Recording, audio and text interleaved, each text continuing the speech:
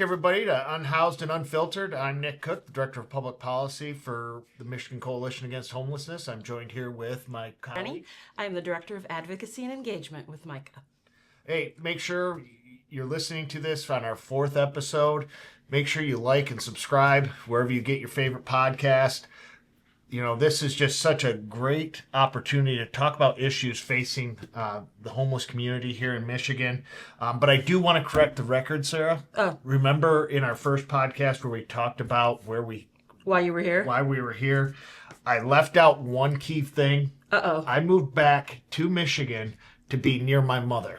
I'm guessing she told you had to say that. Yeah, she did. And so, Mom, I stand corrected. I came back to Michigan to be near you. So thank you. And because it's a wonderful state. Yes. Right? Yes. I also want to say one way you can help us out is just to echo what Nick said. If you like and subscribe, and the reviews are really important because that pushes us in the algorithm. So if you do like our podcast, it's a free way to say, good job, and let us know that this is something you're interested in. Yeah, that's great. That's great. So, what's been going on, Sarah? I mean, I know. Well, so we were supposed to have a guest today, but we decided to push that back because there's some challenging things happening at the federal level. So no guests today. I really wanted to pick your brain and talk to you specifically around some issues that are facing our veterans, and I know that's an area that's really close and near to your heart. Yes, I mean, obviously being a veteran myself and, having lots of friends that are veterans, it really, I think some of the changes that we're seeing at the federal level are a little scary, and I'm excited to talk to you about it today. And I know you're always very humble about this, but I think it's important for our listeners to know that you've seen active combat, you were a long-term member of the military, and you have a really sort of boots-on-the-ground understanding of what a lot of folks have gone through. Yeah, I mean, that's one thing. I spent 13 years on active duty. I was a troop commander for a cavalry troop in Baghdad during the surge. So, yeah, I saw a lot. 50% of my unit received Purple Hearts, and I lost 5 soldiers while I was over there. So I understand the impact combat has on veterans. And a lot of veterans struggle, right? It's my understanding to sort of re-enter regular life after that kind of just active fight or flight, constant being on.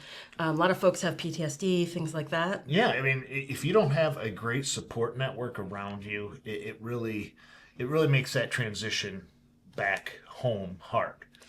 And I know that there's been a lot of work to try to improve that, but we're not really there, right? There's still a lot of gaps for folks who are trying to come back from combat. Yeah, I mean, we've, especially when you take 18-year-olds and they've gone back-to-back multiple deployments, because we don't have this large standing army that we had in World War I, World War II, or even Vietnam. It's much smaller. And so now you have National Guard. They may be called up for up to 2 years. They go to serve their country. They come back, and all of a sudden they're back in their civilian job. And that is a very tough transition. I was going to say, it must be just sort of mind-blowing to go from being your life under threat, trying to protect people, and then suddenly, I've got to punch this time clock. Right. Yeah, and sometimes, it is just such a hard thing to overcome that, when I was going through my own PTSD challenges, I had one of my therapists was talking about how, alcohol, drugs, it is the oldest way to cope. Oh, sure. I mean, yeah. And so that's what leads a lot of veterans into to having a lack of support system. And we owe these folks a lot, and we really should be taking better care of them when they get home. Yeah. So I want to talk then about what we really thought was enough to sort of push our guest back is sort of what's going on at the federal level regarding a recent MOU.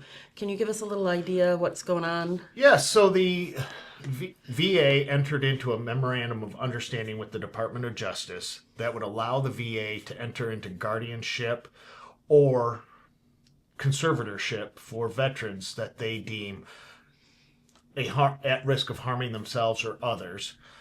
And they also expanded that to including those that are homeless or on the verge of becoming homeless. So that's kind of a big deal. You're suddenly taking someone who's we're taking our veterans who have maybe ended up in these circumstances because of the sacrifices they made, and we're saying to them, we're going to have the Department of Justice file a petition in court to say you cannot make informed decisions for yourself. Right. It's really bonkers. Yes. I mean, what I think we were talking the other day, and you said just because it's a bad decision doesn't mean you can't make a decision. Right. Well, I had a sort of complicated upbringing, but my dad was a member of both the ACLU and the NRA because he was very serious about civil rights, and I sort of agree with him. People have the right to make choices that we may not agree with, and particularly civilians can't understand given what folks have experienced, right? So maybe somebody's alcohol use, like you mentioned, is directly related to their combat experience. Right. Or they may become isolated. They lose their job because they have severe PTSD. They're just not working towards returning to society. And they lose their job. They lose their income. And they can't make that transition. They don't have enough money to make the transition to stably housed. And now are we saying that person needs to lose their rights as a individual? As a citizen, right? Right. So this was really scary. We wanted folks to know about it. Guardianships, I'm a lawyer. Guardianships are a really serious thing. Conservatorships are a really serious thing. And the Michigan standard is saying, this person is not able to make informed make informed decision. Just because you're poor or struggling doesn't mean that you're incapable of making decisions. And I think it's important to know that if this is the standard we're going to apply to the folks who sacrificed the most for us, it's a really big slippery slope for the rest of us too, right? Like if you don't agree with my decision and you're suddenly in charge, or can you then just say I can't make the right decision, so they're not the informed ones? Yes, and that's what I think is the most kind of scary about this. This is we are saying we can make better decisions for you. Right. Regardless of their incapacitation or regardless, it's just their living circumstances. And I've been calling this the canary in the coal mine. Right. Do we do that for veterans? What stops us from doing it for every unhoused individual? And they said at risk of homeless. So then it's everyone who's maybe struggling from paycheck to paycheck. That's 40% of Michiganians. Yeah. Or Michiganders. I think you pointed out, too, that we already have, for the folks who really do need someone to step in and make decisions, we have a state process for that. We don't need the Department of Justice coming in. We have public guardians that make those decisions and probate court. So this is sort of also a solution for there was never a problem here for the rare occasions that, folks really do need that help. Well, I'm not a lawyer. Right. And can you correct me, but isn't guardianship and conservatorship a little bit different in every state? Yeah, that's true. Michigan, but almost all states have a public guardian. Mm-hmm. So there was no need to suddenly make the VA everyone's guardian. Yeah. And wouldn't that just kind of complicate it for the VA? It's looking at from the national to down to each state now. Yeah, it'd be a bonkers amount of resources together with, if I were a veteran, and this is where I would ask you to correct me, like, why would I ever come in? I would never come in and ask for services if I thought because I was at needed services, somebody was going to take my rights away.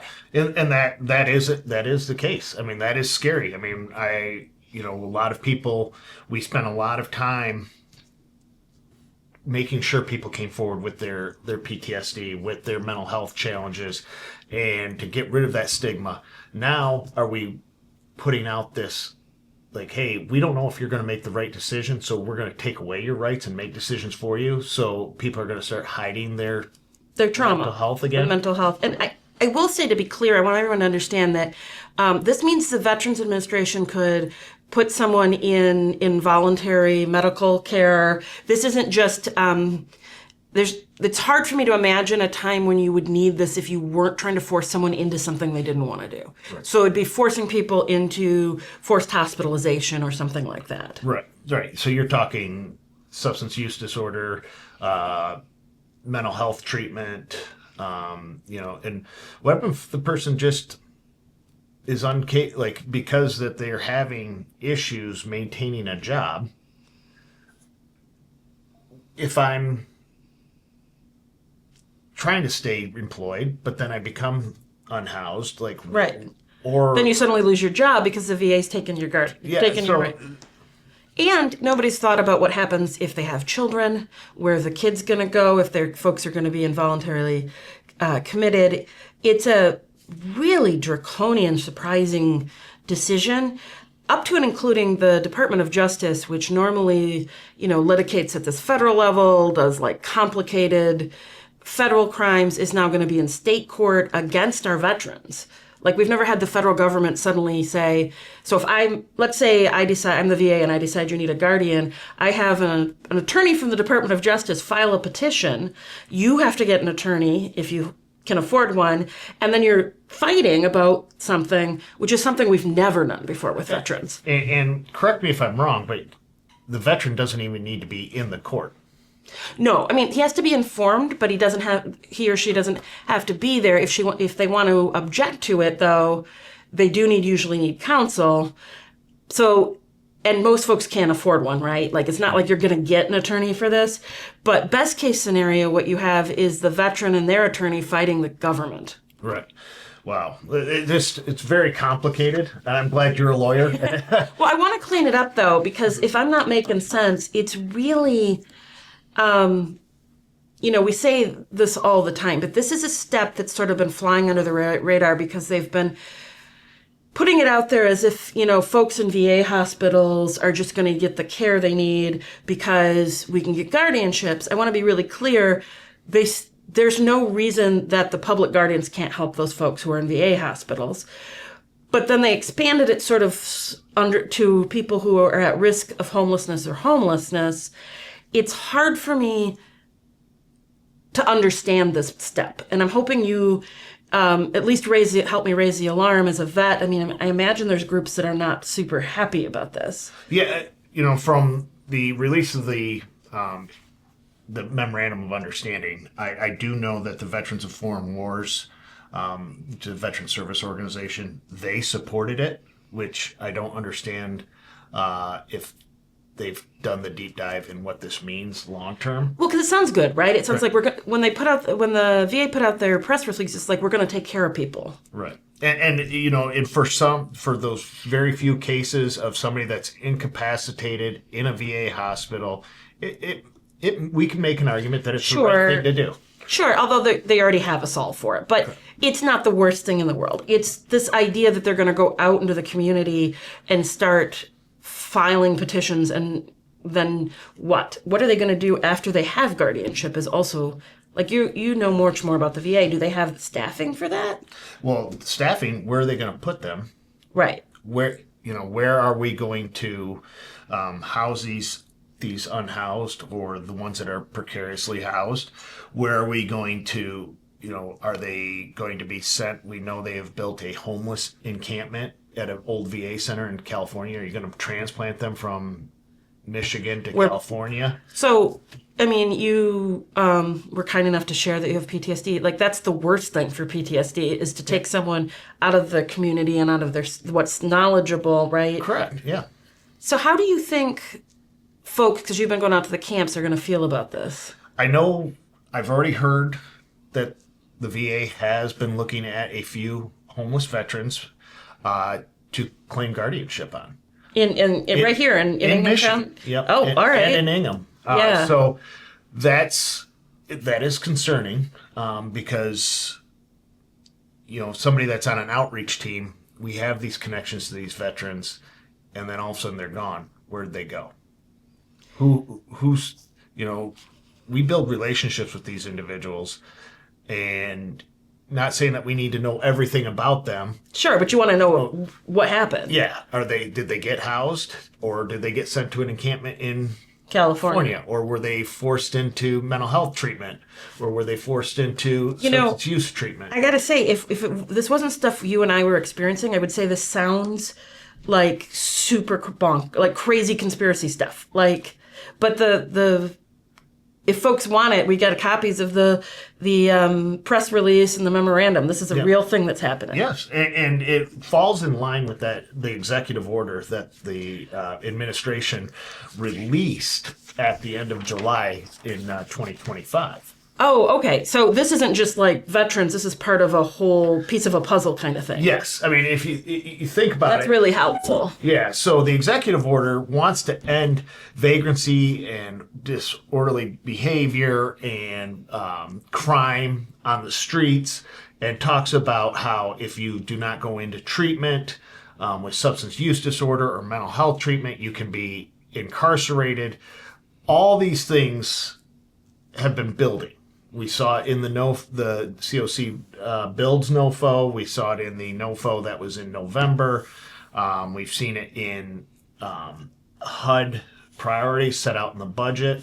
Let's break this down a little bit though, because I think it's really important we walk people through this really carefully so we don't sound like we need to have tinfoil hats, right? So we have this sort of issue with veterans that we're both sort of. I can use I statements. I'm appalled. Like this is not how it's disrespectful, right? To the people who put their lives on the line for our country. But it sounds like it's a smaller, like a piece of this larger effort.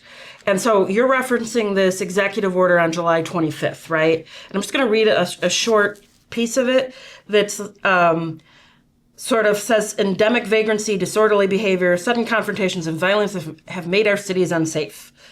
The overwhelming majority of the individuals are addicted to drugs, have a mental health condition, or both. Shifting homeless individuals into long-term institutional settings for humane treatment through the appropriate use of civil commitment will restore public order.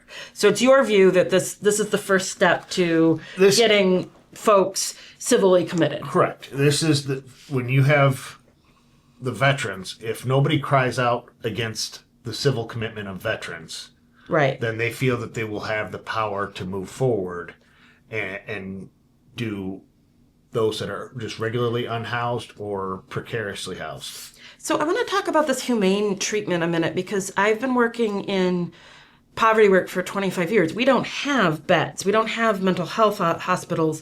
Do you have any thoughts of what that means? Well, it's my previous background working on the Department of Health and Human Services budget, this was a conversation we had all the time. We just did not have enough psychiatric beds. We didn't have enough professionals. It's well documented. I mean, everybody's trying to get more into the mental health space.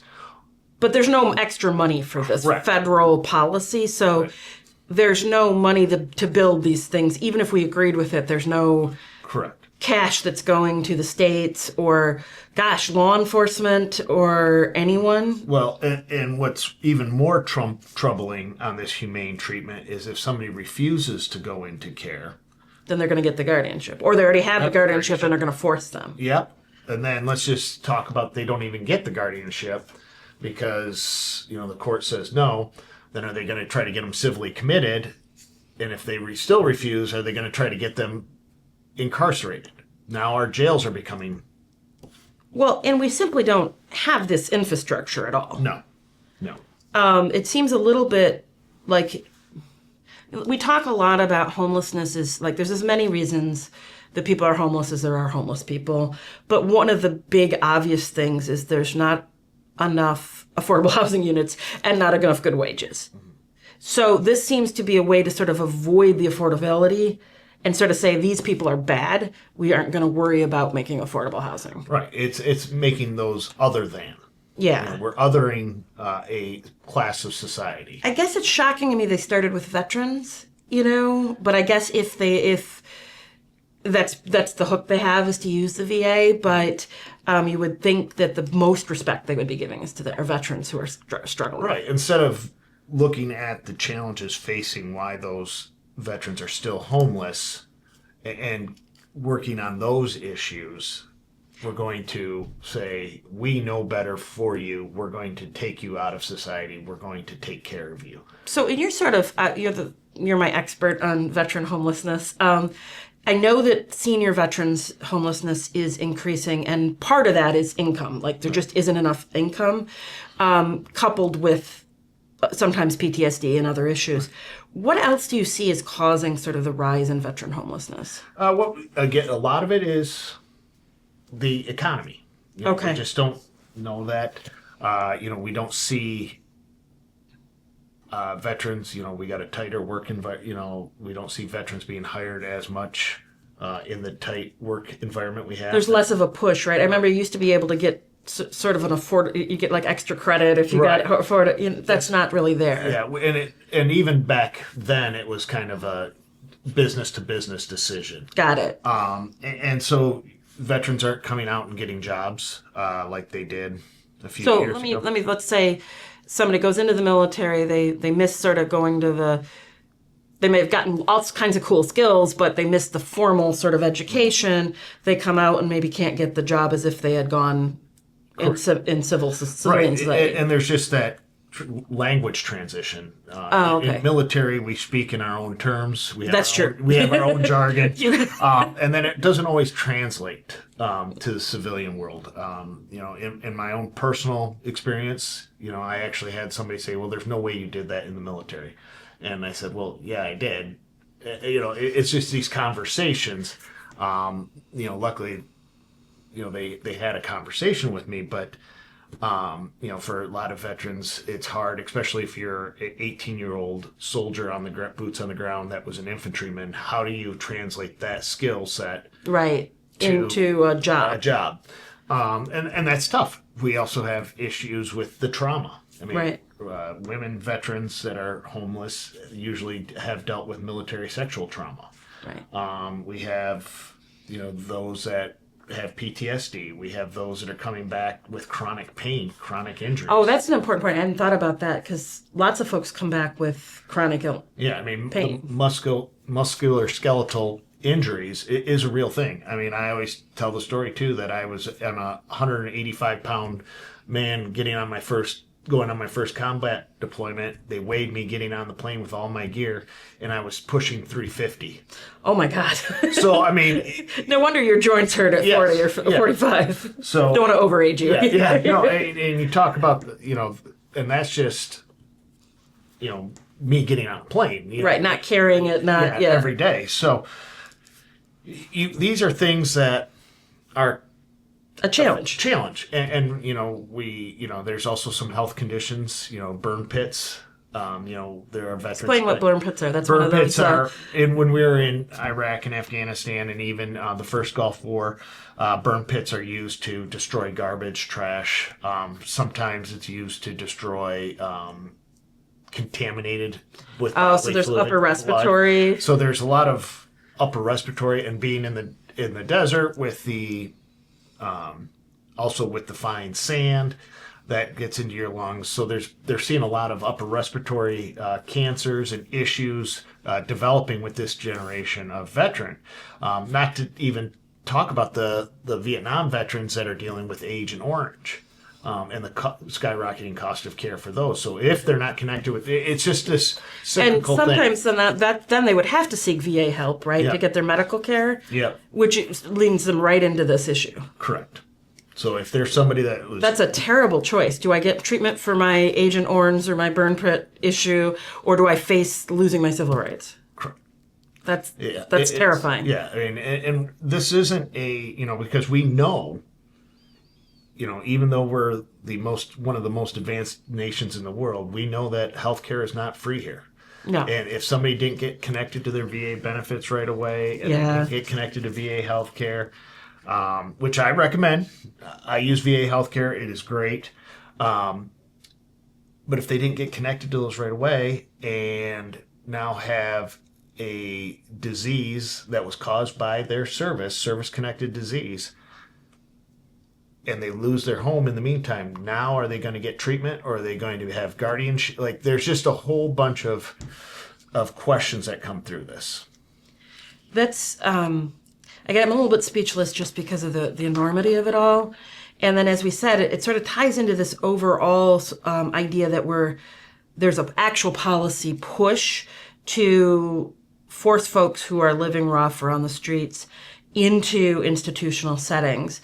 And I know there was a report put out by the Discovery Institute that sort of laid this out a little bit like the what was the other one? Cicero The Cicero Institute, and the one before that was the Project 2025. It's another one of those sort of think tanky things, which talks about how our current service delivery of housing is failing, and it sort of mirrors this executive order, and that what we're doing isn't helping. And it's contributing to the rising crime, and we need to do treatment and institutionalization.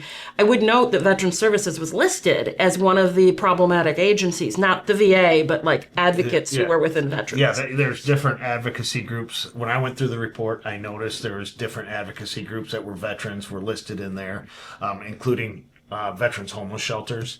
I think we saw even Catholic Charities was listed in there. Yeah, which most radical place in the world, right? Both the veterans and But one of the things I'm going to say is, like, this shows that it's like a part of a plan. This is another one of those writings like Project 25 where they sort of put out what they're going to do, and then this executive order and this memorandum are the execution of what they're going to do. I mean, they really believe that Housing First doesn't work. And one thing I always say about Housing First is it's not we give you a house and then we go hands off. It's housing with supports. We put you in housing, we check up on you, we make sure, especially in permanent supportive housing, they have medical and mental health treatment. Yeah, it's just that housing's not a reward for good behavior, because even if we believe that, which we don't, it doesn't work. Right. Because people are too scared to lose their medicines, or they're moving from place to place. Right. I can't even imagine being so tired from like sleeping outside, trying to work on some of the other emotional or addiction issues I have. Yeah, I mean, you think about here in Michigan where it gets to like -20 in the winter. Yeah, you're just trying not to freeze to death. You're not dealing. So it makes sense to like get people into safe housing and then check on them, right? Like that's what Housing First is. Yeah, and that's exactly right. And I think anybody, when you have the conversation with them, it makes sense. If I lost my house today and I was living on the street with my 2 kids, my 5 kids actually, the 2 youngest ones, little ones, my 2 little ones that are still at home, but with the 5 kids and my wife and the dog, and we're trying to, now I have to go look for a job, but I don't know where I'm going to sleep tonight. You're worried, you're a dad, you're worried about your kids. How are they getting to school? It just, those things compound on each other. So getting someone, and I think you mentioned one of our first conversations, like it's a Maslow's hierarchy of needs. Yeah.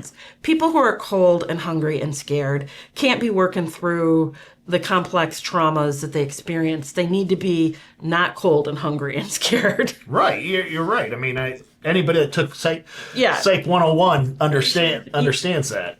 And so I think that's just a conversation, and that's why we're doing this podcast, right? Right, yeah. To have these conversations. And to make these connections, because I also want to point out, not only did the folks who are sort of the architects of all of this put out a writing that got presented at the White House, that these folks have also invested in sort of a documentary called Americans with No Address. So this is part of a push, sort of a messaging that the folks we serve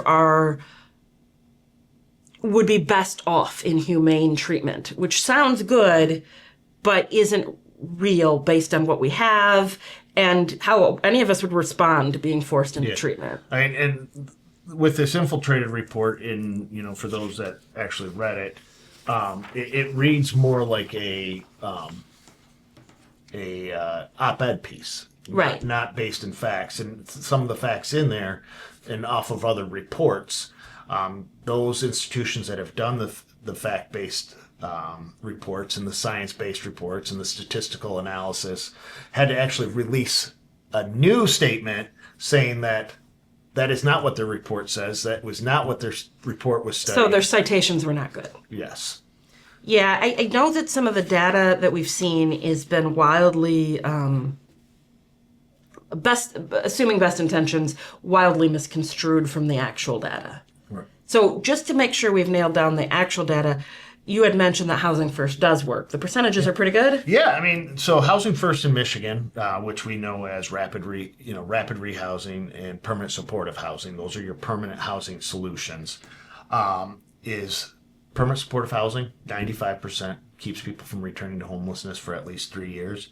And rapid rehousing is 90% effective in Michigan. Wow. And that's from the data from the state of Michigan. Whereas your transitional housing, which is, think about large shelters where you're only there for a couple hours, or even pods, or it's only about 65% effective. So, And that makes sense because you need some stability to be able to work on the issues that brought you there. right, yeah. Up to and including just being poor, right? You need time to save enough money and take care of your kids. It's that Maslow's hierarchy of needs. And it's funny you bring up the save money. We even know that in the state of Michigan that there are apartment complexes, rental complexes with multi state conglomerates that will charge fees just to get added to their wait list, just to charge, just to be on their application. We were talking to a service provider that one of their clients had sent out over 10 applications at $50 a piece. That's $500. That's $500. Yeah, talk a little bit more of that because once you lose your housing and you're in shelter, the deck's really stacked. All those application fees, trying to get a first and last month's rent. There's all these weird cleaning fees that get attached to things, right? Yeah, and we've in other states, we haven't seen it here in Michigan yet, but we've heard of a January 1st fee. It's a brand new year, so we're going to charge you for a new year. So those fees really stack the deck against you. Especially as we return to folks like my son who's making $18 an hour or $19 an hour. Those are really a lot of money. Yeah, it is. And so when you think about that, when you're trying to get an affordable place to rent, right? Family of 3 is $1,200. First you have to find one. Yeah, first you have to find one.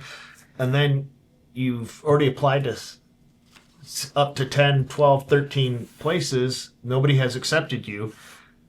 And you don't get those fees back, right? No. You don't get them back. And then there's a credit check fee and all that stuff. So you're talking at least $500 in the hole. So now this is just a vicious cycle.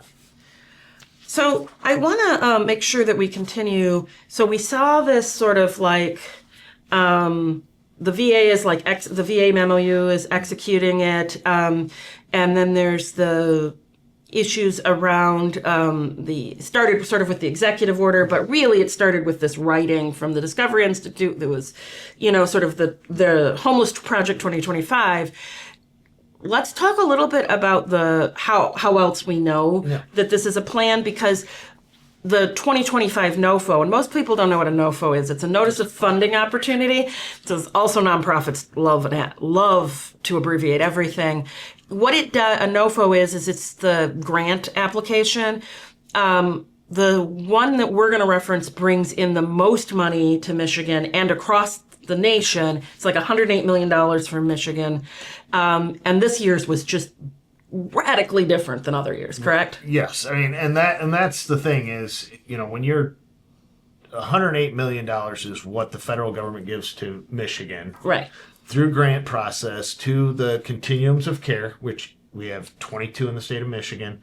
It allows those continuums of care to do things like rapid rehousing, permanent supportive housing, track the data, make sure that individuals are being tracked through the whole fund system. Supports for folks who are homeless, who are at risk of homeless.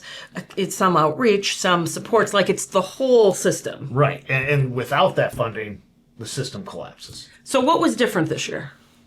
Where do you want me to start? Well, I think the first thing to know is that the language itself just mirrored the infiltrated report, right? We got to incarcerate people or institutionalize them. And we want camping bans. We want people to be arrested for being poor. And tried to shift a lot of money mid-year, right? But I think the other piece I want you to talk about is some of the really more deep cuts about the things that were sort of this I feel unconstitutional. I'll say that. That's not necessarily Micah's position. Concerning provisions around the civil rights that sort of mirror the MOU. Right. I mean, I think one of the big ones, and we can all agree, it was the removal of mental health as a qualifying disability for permanent supportive housing. Yes, I think that's a big deal because it clearly indicates that they had some other solution, which now we're sort of seeing what that solution might be. Right. And then, you look at they required tracking of religion. Yeah, that one seemed really just not in line with most forget my law class, my grown up in the thumb American values. We don't talk to people, we don't ask people what their religion is before we give them help. Yeah. And that was the other thing is in this NOFO, it talked about if you ever worked on gender ideology or DEI issues, which was ever. In the last administration, Yes. which wanted you to do serve trans folks and make sure that we're addressing racial inequalities. And now all of a sudden it was like you could be punished for that. And it created some fear amongst providers because mostly my experience with homeless advocates, they're not overly political. They're just trying to get people from freezing to death. They're trying to support people, like we said, Catholic charities, and and so it made people a little nervous about just doing their jobs. Right. Yeah. And then also trying to figure out what are they thinking? What could I be penalized for so I can try to fix it now before I'm penalized? And we really were talking, you and I, about no preemptive compliance. Don't start complying with stuff. Just do exactly what it says in the language that it says. But the other piece that I think is really important is just to reiterate that they wanted a full camping ban across the state. Yeah. Yeah. It wasn't for you to be able to qualify for the funds. Your entire COC, continuum of care, which some are county, some are multi-regional, like the Michigan had to have a Palaces, camping ban. They had to have a camping ban. So that meant in every county, every municipality. And so probably our listeners are like, yeah, that sounds fine. Why can't we have a camping ban? One, it doesn't work, right, to arrest people, but also there's no money with this. So we're asking law enforcement suddenly to arrest a bunch of people who are really just poor. Mm. And in rural communities, lots of people are camping on their cousin's back 40.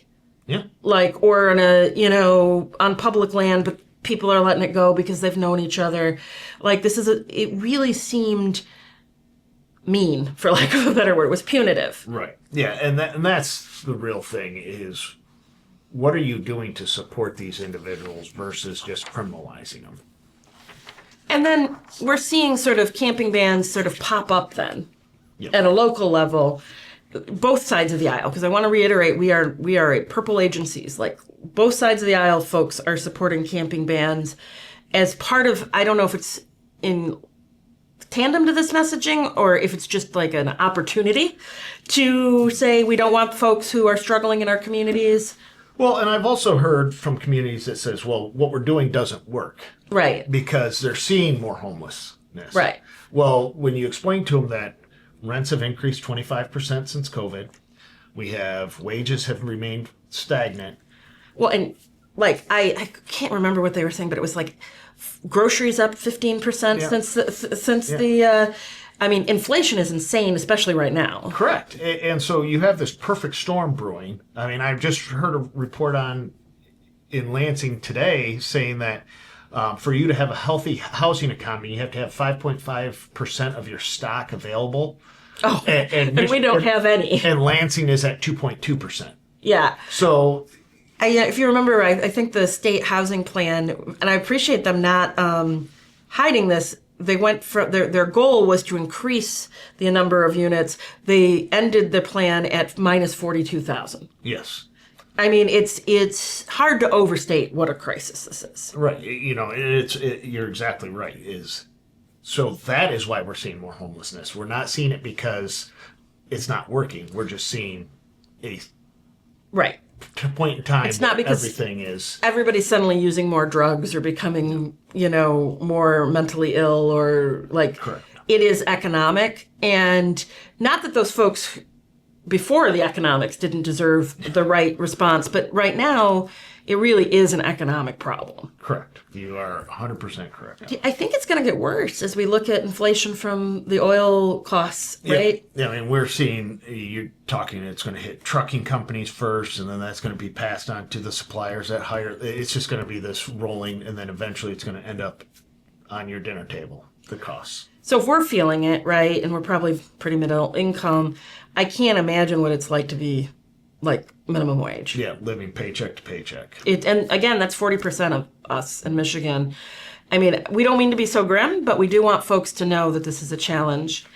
The last thing we wanted to talk about is just, I'm really proud, but that Micah, and I really kudos to the Attorney General of Michigan. She is part of a 20 state effort to challenge this NOFO for all the reasons we talked about, that both, First Amendment, you can't ask about religion, all the way to, the way federal government works is Congress gives the executives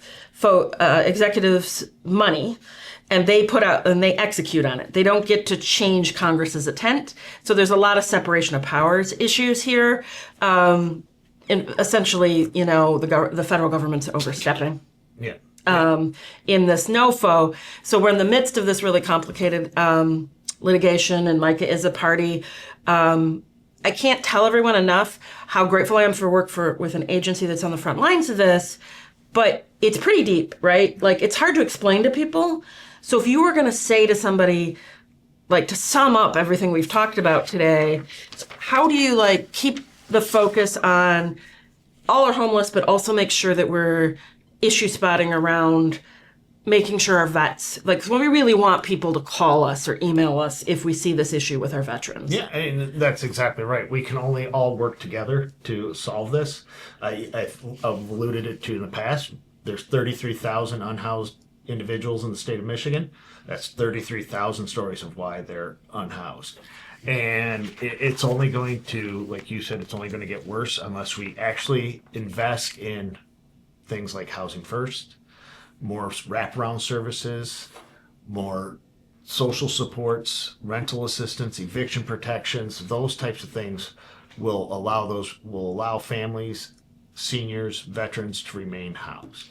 And if anyone listening to this knows or are a veteran that's facing something like this, please, our emails should be on your screen. Please reach out to us, because we do feel very strongly, and I know this is partly where your heart lives, that no veteran should be forced to be disrespected in this way, that they should be given the rights to make decisions and heal in their own time. Yes, and that's exactly right. You sacrifice for this country, you sacrifice for this nation. The nation should be there to support you with trauma-informed care. That's right. And not put you away. Out of sight, out of mind. Out of sight, out of mind. Yeah, I think that's absolutely spot on. And so today's my pitch is, people often ask me how to help. Please donate to Micah. We are very small, so donate, or better yet, become a member and join us at michiganhomeless.org. I also want to remind you to like and subscribe. And if you do like this podcast, please leave a review. Nick? Yeah, thank you, Sarah. This is great. I've really enjoyed doing these podcasts. Look, every week we're going to have a new podcast. We're going to have guests. If you have an idea, reach out to us and let us know.